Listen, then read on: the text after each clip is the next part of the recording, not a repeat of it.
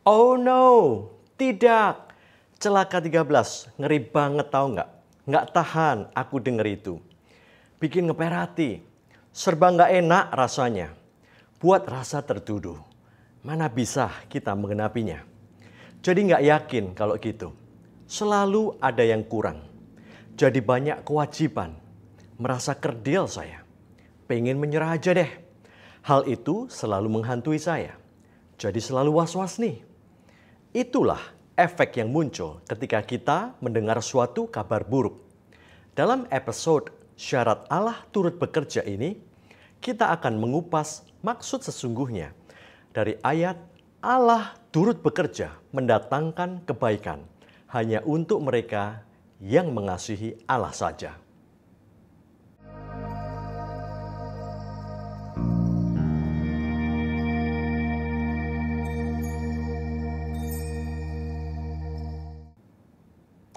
Dalam seri Bad News episode Syarat Allah Turut Bekerja ini, saya bersama Divine Netizen atau warganet surgawi akan mengeksegesis ayat super terkenal yang disukai banyak orang Kristen di Roma 8 ayat 28. Kita tahu sekarang bahwa Allah turut bekerja dalam segala sesuatu untuk mendatangkan kebaikan bagi mereka yang mengasihi Dia, yaitu bagi mereka yang terpanggil sesuai dengan rencana Allah. Ini ayat gacuan saya setiap kali saya mengalami kejadian atau persoalan yang menerpa hidup saya. Untuk menguatkan batin agar tidak stres atau depresi, saya menghibur diri bahwa di tengah badai dan ombak kehidupan yang mencekam dan menakutkan itu, Allah turut bekerja. Jika Allah turut bekerja, berarti meskipun awan mendung menggelayut, saya diharapkan bisa tenang dan bertahan karena ujung akhir dari persoalan itu adalah kemenangan. Meski saat sedang di tengah persoalan, kita sulit melihat kebaikan, tapi janji Roma 8 ayat 28 ini adalah Allah turut bekerja dalam segala sesuatu untuk mendatangkan kebaikan. Ujung-ujungnya pasti kebaikan, agathos, yaitu kesehatan, keberuntungan, dan keindahan. Kita bersyukur dan mengucapkan amin untuk rekan-rekan Tuhan yang selalu baik di ujung setiap masalah kita itu. Namun sering saya di warning, eits, tapi tunggu dulu. Di bagian belakang ayat itu ada syarat yang harus dipenuhi. Ini hanya berlaku bagi mereka yang mengasihi Dia saja, yaitu bagi mereka yang terpanggil sesuai dengan rencana Allah. Tuhan hanya turut bekerja mendatangkan kebaikan bagi yang mengasihi Dia saja. Jika tidak mengasihi Dia, jangan harap Tuhan turut bekerja. Jadi mengasihi Dia ini adalah kunci pembuka untuk Allah turut bekerja. Jika tidak lulus syarat mengasihi Dia dahulu, maka Tuhan akan membiarkan kita menghadapi masalah kita sendirian. Masalah kita tidak akan mendatangkan kebaikan, namun justru akan mendatangkan keburukan, kesakitan, dan kerugian. Jadi sama saja Roma 8 ayat 28 ini berbunyi, kita tahu sekarang bahwa Allah tidak turut bekerja dalam segala sesuatu untuk mendatangkan kebaikan bagi mereka yang tidak mengasihi Dia, yaitu bagi mereka yang tidak terpanggil sesuai dengan rencana Allah. Akhirnya saya membalikkan tubuh dan menundukkan muka sambil mengundurkan diri karena saya tidak yakin bisa mengasihi Tuhan dengan sungguh-sungguh dan konsisten. Saya masih sering gagal mengasihi Dia. Berarti saya harus terima keadaan ketika Tuhan tidak turut bekerja dalam masalah saya. Saya juga harus memaklumi jika persoalan hidup saya berujung pada keburukan, bukan kebaikan. Bro and sis, apakah kita bisa mengasihi Allah di mana kata kasih yang digunakan di situ adalah agapao, yaitu suatu derajat kasih tertinggi yang tidak bersyarat. Dia rela tukar nasib secara tidak adil dan Dia rela mengorbankan nyawa. Bukankah kalau mau jujur kasih kita kepada Allah seringkali bersyarat, yaitu agar diberkati, agar disembuhkan, dan agar diberi keberhasilan. Jika orang Kristen gagal mengasihi Allah secara tak bersyarat, mengapa kita masih berani klaim, Tuhan turut bekerja dalam kesulitanku ini? Dan anehnya, mengapa Tuhan masih saja tetap turut bekerja juga untuk mendatangkan kebaikan bagi orang yang selalu gagal mengasihi Dia tanpa syarat? Saudara, mari kita memakai cara pandang Christ-centered saat menilik maksud Injil. Itu akan menolong untuk memahami. Jadi, jika kita selalu memakai cara pandang anthropocentered, maka banyak hal akan membingungkan. Anthropocentered selalu mengedepankan apa tugas saya, apa syarat ayat itu bagi saya, apa yang saya bisa lakukan. Selalu saya, dan saya, anthropos. Jika saja kita mulai berpindah fokus kepada Kristus secara Christo-centered, maka setiap kali ketemu ayat yang pertama kali kita kedepankan adalah Kristusnya dulu. Dan apa yang telah Ia selesaikan di kayu salib, cross-centered. Hanya Allah yang bisa mengasihi kita secara agapau. Allah bukan cuma bisa mengasihi loh, tetapi Dia adalah kasih itu sendiri. Dialah agape itu sendiri. Kasih agape ada di setiap sel keberadaannya. Seluruh keberadaan Kristus jika dibedah, semuanya terdiri dari kasih agape itu. Jika Dia sudah merupakan kasih agape itu sendiri, apakah Dia masih memerlukan kasih dari luar dirinya? Sebotol parfum tidak akan memerlukan lagi parfum dari luar botol untuk mewangikan dirinya.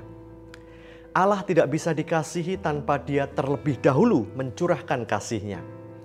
Kita sudah terlebih dahulu dikasihi oleh Allah.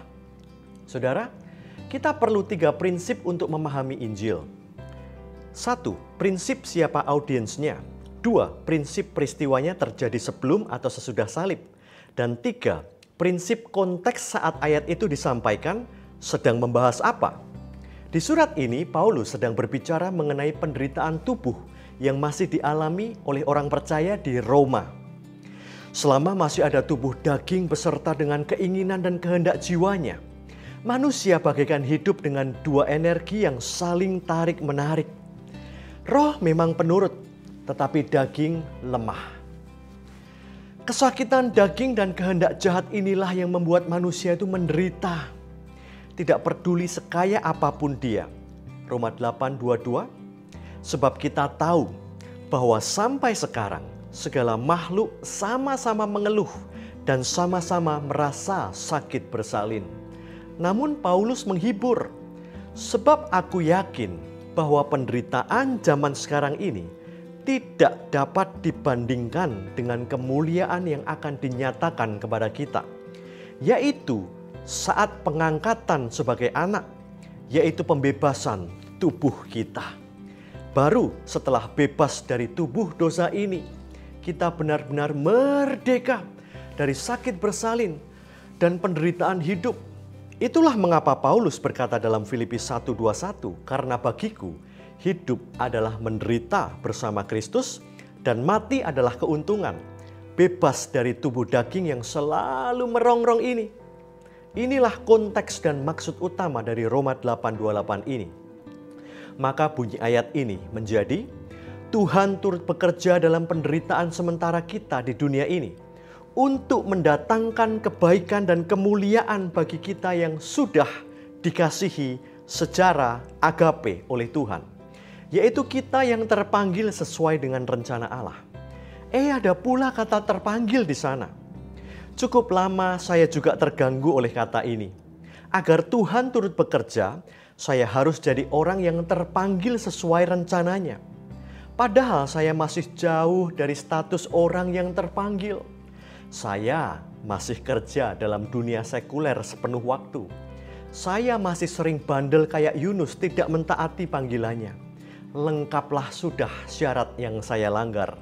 1. Saya tidak bisa mengasihi Tuhan secara agape. 2.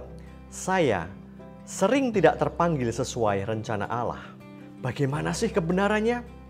Lagi-lagi lebih baik kita pakai kacamata theocentered, jangan selalu anthropocentered. Kita kedepankan dahulu apa yang Allah telah kerjakan, bukan apa yang harus kita kerjakan. Bagaimana kita menjadi orang terpanggil itu? Apakah menjadi full-timer kayak 12 murid Yesus? Dan jika kita diutus menginjil ke pedalaman, ke suku pemangsa manusia, kita juga harus berangkat? Jawabannya ada tepat di ayat-ayat selanjutnya. Roma 8 ayat 29-30. Sebab semua orang yang dipilihnya dari semula, mereka juga ditentukannya dari semula untuk menjadi serupa dengan gambaran anaknya. Mereka itu juga dipanggilnya, dan mereka itu juga dibenarkannya, dan mereka itu juga dimuliakannya. Ini lazim disebut 5 mata rantai keselamatan. Jadi inisiatif keselamatan itu bukan dari kita, namun dari Tuhan. Ada kata dari semula, pro-orizo, predestined, predetermined. Artinya jauh sebelum kita yang berdosa dan jahat ini lahir. Jauh sebelum kita datang ke depan mimbar gereja untuk bertobat dan menerima Yesus. Tuhan sudah mentakdirkan kita, orang percaya perjanjian baru ini, untuk selamat.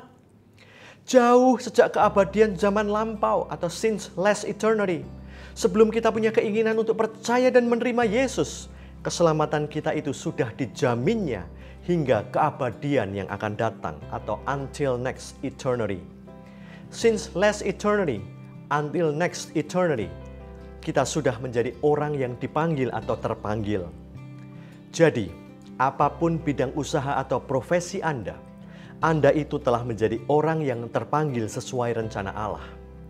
Rencana Allah ini adalah rencana besar keselamatan atau the grand design of salvation. Jadi bad news telah berganti baju menjadi good news. Tadinya kita takut Allah tidak turut bekerja dalam masalah dan perkara kita, karena kita tidak konsisten mengasihi Allah dan sering tidak taat panggilan Allah. Sekarang kita justru yakin bahwa Allah senantiasa turut bekerja dalam mensukseskan rencana keselamatan itu, karena kita telah dikasihi dan telah dipanggil sendiri oleh-Nya. Bukan kasih saya kepadanya atau ketaatan saya kepada panggilannya yang membuat Allah turut bekerja. Yang membuat Allah turut bekerja adalah kasih-Nya kepada kita. Yang membuat Allah turut bekerja adalah pemilihannya, penentuannya, panggilannya, pembenarannya, dan pemuliaannya kepada kita sampai kepada kebangkitan tubuh ini. Dalam masalah di dunia sehari-hari, Roh Kudus pun akan terus menolong. Kita perlu mengasihi Allah dan menggenapi panggilannya. Namun, bukan kasih yang kita produksi dari diri kita sendiri atau berdarah-darah memenuhi panggilannya, melainkan kita mengerjakan kasih itu dari modal benih kasih yang telah ditanam sendiri oleh Allah di dalam diri kita. Kita mengikuti panggilan Allah yang sudah disesuaikan dengan kemampuan kita. Jadi bro and sis, tetaplah mau belajar. Sebab asal kita mau belajar, bad news akan menjadi good news. Stay shocked. Until next, bad news.